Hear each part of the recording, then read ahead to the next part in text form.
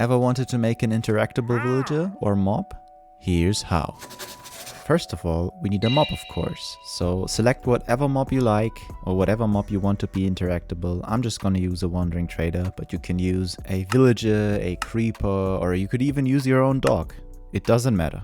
First up, I'm gonna summon this wandering trader, which is silent, is invulnerable, so you can't damage him, has a custom name, and can't despawn. The name is Desert Trader, that's just all optional, of course. And I've set it so he has no offers. You can of course customize that, but if you set the buy tab to air and the sell tab to air, the villager won't sell you anything. So that's how I did it. So you can just summon him and there he is. Oh, and all of the commands will of course be in the description. So don't worry about pausing too much. It's gonna be all down below.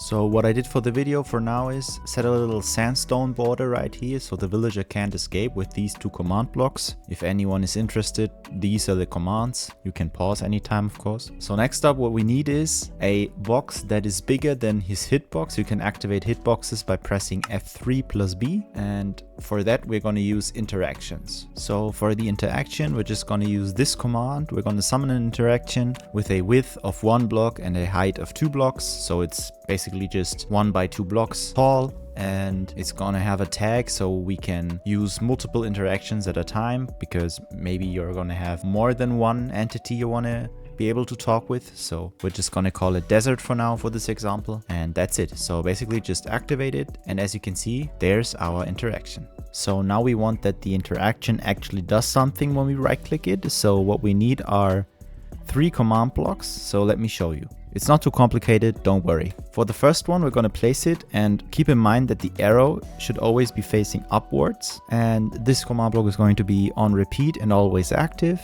with the following command. Then next up, we're going to have the chain command block, which is just this slightly greener one. And also it's going to be put to always active, and it's going to execute as this certain interaction on the target. So on the player that right clicks it, it's going to say hi. For now, I've just set it so it says hi. And then for the next one, we're going to also remove the data that we've interacted with the interaction, because if we wouldn't have this one, this would be happening. We would get spammed. So if we place this command block on top, as you can see, now we only get one message. So now let's make it that the interaction gets teleported to the Desert Trader. So we have this command, which looks a little bit complicated, but don't worry. It just executes the command at this certain interaction, and it runs the command that it teleports this interaction to the Wandering Trader. So let's put this command to always active and done. And as you can see, we don't even have to do anything. The interaction always follows the trader. And as long as we right click the trader, or better said, as we right click the interaction, the little hi here gets executed. So that's very nice, but we're not quite there yet. We obviously need a interaction or a sentence that isn't from me, but is from the trader. So how do we do that? We have to replace this command right here. So I've just put up a little list of commands that are going to be executed. So we're going to just set block this command with a redstone block. So you can do this as well in your world. You just need the coordinates of this block. You can also just look at the block and press F3 plus I, which will also give you the command right here.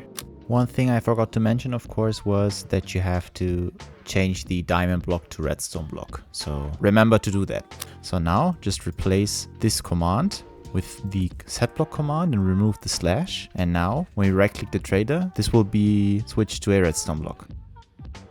Up here we have a command that sets the redstone block to air, so it gets resetted basically. And next to it we have the tell raw command, which is a command that just tells us this subscribe thing. So you can make it whatever you want. I've just put it so I can just execute it real quick. As you can see, I've just set it like this, but you can do whatever you want. There are a lot of good tell raw generators on the internet. Maybe I'll just put a link in the description for you. Next up, we got a little execute sound, which is gonna play the sound of the trader when you make a trade and he's like happy about it. So you have this little sound that is going to be executed at the Wandering Trader. So it has a little bit more feel to it, you know, a little bit more life to it. And next up, we're going to give the villager some slowness so he can't run away while you are talking to him. And the last command is basically just that the villager gets teleported to you. It's basically facing towards you. So he actually is looking at you when you're talking to him, which just makes the whole thing look a little bit better in my opinion. So let's try it, and as you can see, if we right click him,